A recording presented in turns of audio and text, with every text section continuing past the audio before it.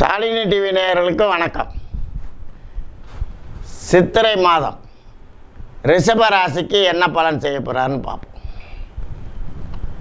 ரிஷப ராசிக்கு பாருங்கள், கடந்த ஒரு வருஷமாக எக்கச்சக்கமான செலவுங்க.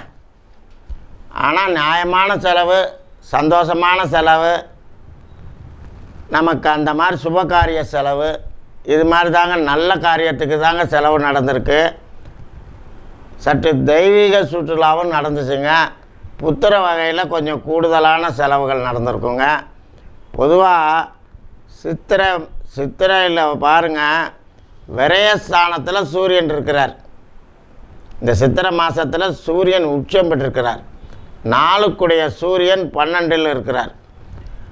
25 நாளுக்கு சுக்கிரன் அங்கே வந்துடுறார். 1/5 தாங்க ஜென்ம குரு வர்றார்.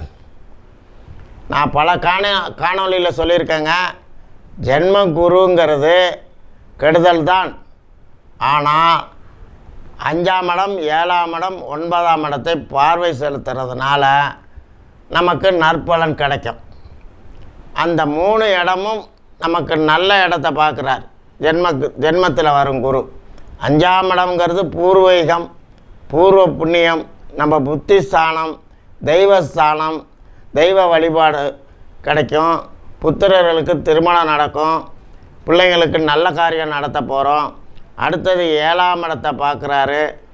திடீர் திருமணம் நடத்தி வைப்பார். திருமணம் நடக்காதவங்களுக்கெல்லாம் நடக்கக்கூடிய வாய்ப்பு இருக்கும்.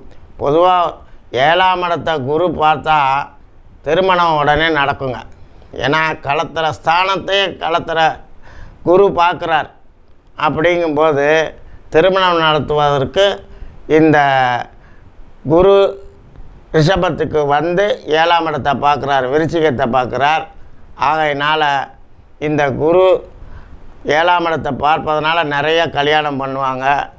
எல்லோருக்கும் திருமண தடை நீங்கும். அடுத்தபடியாக பாக்கியஸ்தானம், புகழ், கௌரவம், அந்தஸ்து அப்படிங்கிற சொல்லக்கூடிய கௌரவ பட்டம், இந்த மாதிரி எல்லா வகையிலும் நமக்கு ரிஷப ராசிக்கு ஜென்ம குரு நமக்கு நன்மை செய்ய போகுதுங்க. இருந்தாலும் பேங்க் பேலன்ஸு காலி, உடம்பில் போட்டிருக்க தங்க நகையை கலட்டணும், பத்தாவதுக்கு கடன் வாங்கியாவது கல்யாணம் பண்ணிடுவீங்க. ஏன்னா ஜென்ம குரு நம்மளை பொருள் அழிவுன்னு அர்த்தங்க. மற்றபடி நமக்கு நல்ல பலன்தான் நடக்கும். ரிஷபராசிக்கு திசா புத்தி சரியில்லாதவங்களுக்கு தங்க நகை போட்டிருந்தீங்கன்னா கழட்டி வச்சுருங்க. காணா போயிடும், திருட்டு போயிடும், மறந்துட்டு வந்துடுவோம் எங்கேயாவது, இல்லை அருந்து விழுந்துடும். ஜென்ம குருங்கிறது அந்த வேலையை செய்யுங்க. ஜாக்கிரதையாக போங்க, ஜாக்கிரதையாக வாங்க. அதிக நகை போட்டுட்டு போகாதீங்க. ஏதோ இந்த வருஷம் பலன் மேலே திருடர்கள் பயம் அதிகம்னு சொல்லியிருக்காங்க. ஆகையினால் ரிஷபராசிக்காரவங்கள் யாராக இருந்தாலும் அதிக நகையை போடாமல் பேங்கில் லாக்கரில் வச்சுருங்க. அந்த மாதிரி ரொம்ப பத்திரமாக ஜென்ம குரு இருக்கிற நேரம் வரைக்கும் நீங்கள் உங்கள் தங்கத்தை பாதுகாருங்க, பெட்டகத்தில் வைங்க. நம்ம குழந்தைங்களுக்கு நிறைய நகைகளை போட்டு கல்யாணம் பண்ணி கொடுங்க. அந்த மாதிரி நடக்கிறதுக்கு இந்த வருஷத்தில் வாய்ப்பு உள்ளது. அடுத்தபடியாக பாருங்கள், சித்திரை மாதத்தில் 12ல் சூரியன் இருக்கிறாரு. அதிகமான செலவுகள் வருங்க. தேவையில்லாத பிரயாணம் ஏற்படும். கால் பாதத்தில் சிறு உபாதை ஏற்படும். மற்றபடி நல்ல மாதம் இந்த மாதம், சித்திரை மாதம் ரிஷபராசிக்கு திருமணத்துக்கு ஏற்பாடு நடக்கும். அதுவும் புத்திர வகைக்கு கண்டிப்பாக திருமணம். ஏன்னா 5ஆம் இடத்தை குரு பார்க்குறாரு. முதல் பார்வை 5ஆம் பார்வையை பார்க்குறாரு. இவ்வளோ நாளாக பிள்ளை கல்யாணம் ஆகலை, பேரப்பிள்ளை கல்யாணம் ஆகலை அப்படின்னு சொல்லக்கூடிய ரிஷபராசிக்காரங்களுக்கு இந்த வருஷம் கண்டிப்பாக நடத்துவார் இந்த ஜென்மகுரு.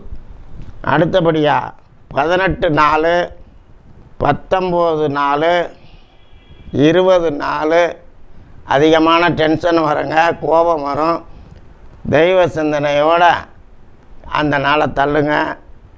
அடுத்தது 21 நாள், 22 நாள் புத்திர வகையில் சங்கடம் செலவுங்க. அடுத்தபடியாக 24, 25 வரவுங்க மகிழ்ச்சி. 26, 27, 28 வீண் பிரயாணம், வெட்டி வேலை, தேவையில்லாத பிரயாணங்க. 28, 29, 30 மிகவும் டென்ஷனுங்க. அது கொஞ்சம் கூடுதலாக இருக்கும், கொஞ்சம் ஜாக்கிரதையாக இருந்துக்கோங்க. 1, 5, 2, 5, 3, 5 மகிழ்ச்சி வரவுங்க. 4, 5, 6 அதிகமான செலவு, வரவும் வருது செலவு வருதுங்க. 4, 5, 6ல். அடுத்தபடியாக 7, 5 அதிகமான டென்ஷன், கோபம் வருங்க. அன்றைக்கெல்லாம் ஜாக்கிரதையாக இருங்க, தெய்வ சிந்தனையோடு இருங்க, கோபமே படாதீங்க. 11, 12 செலவை நினச்சி வருத்தப்படுற மாதிரி செலவு நடக்குங்க. அடுத்தது 13, 5 மகிழ்ச்சியான நாளுங்க. மற்றபடி ரிஷபராசிக்கு இந்த சித்திரை மாதத்தில் அதிகமான சுபகாரியம், சுப செலவுகள் நடக்கும். மற்றபடி இந்த ரிஷபராசிக்கு சூரியன் உச்சம் பெற்று விரயத்தில் இருப்பதால் சுபகாரியம் இந்த மாதத்தில் அதிகமாக நடக்கும். வணக்கம்.